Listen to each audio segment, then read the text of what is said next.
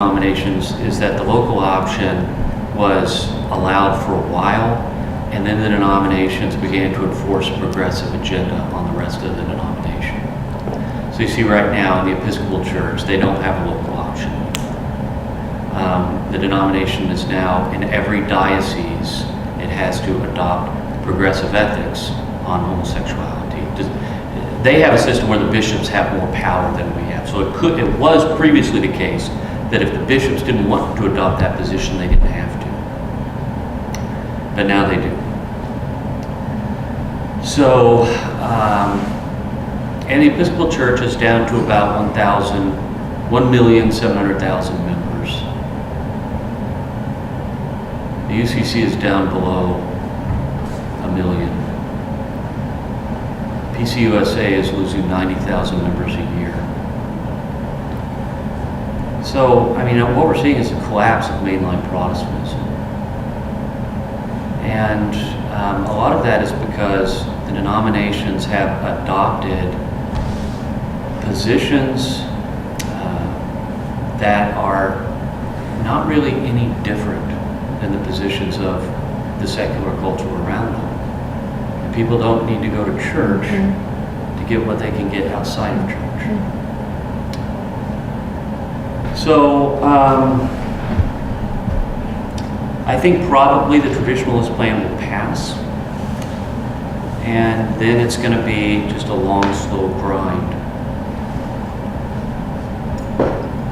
If it does pass, do you think that, I know that this is opinion, not prediction here, but do you think it's possible that something like the Wesleyan Covenant Association would still create its own thing just to avoid being part of it? Possibly, yeah, because talking to conservative pastors in the Western jurisdiction, there are so few of them. They're out on an island, and they're saying our bishops are coming after us, and we're persecuted, we're getting bad appointments, they don't like us, and if we don't get a new denomination, we're just going to withdraw. And so, it's probably the same in the parts of the Northeast jurisdiction, like the New England Annual Conference or New York Annual Conference. Although I haven't heard that directly from them, but definitely in the Western jurisdiction, the very few conservatives that are in that jurisdiction are desperate for something new. We've had a lot of conversations in the leadership of the Wesleyan Covenant Association about what to do, and it's about 50%. It's about 50-50, want to go and want to stay. I've always been in the stay group. But I honestly don't know what's going to happen.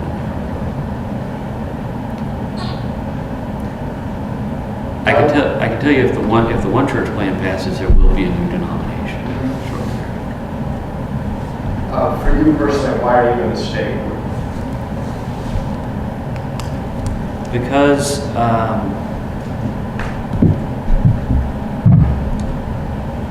well, there are several reasons. I don't believe in just abandoning something.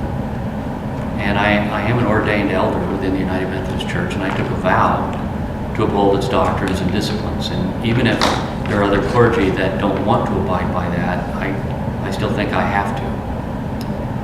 And I would only leave as an expedient of last resort.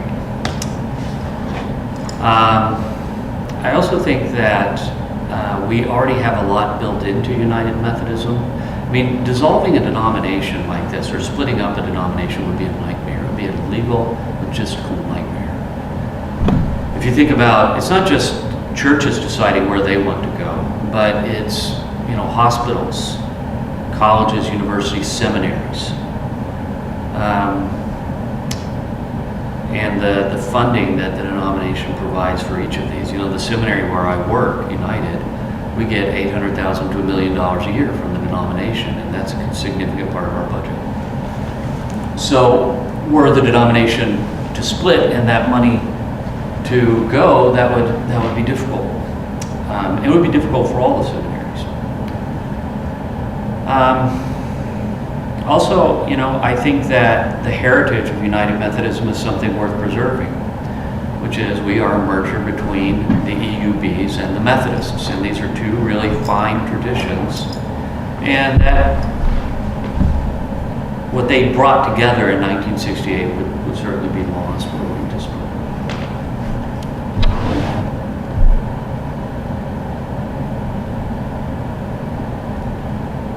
Is there a new Bible been written I don't know about?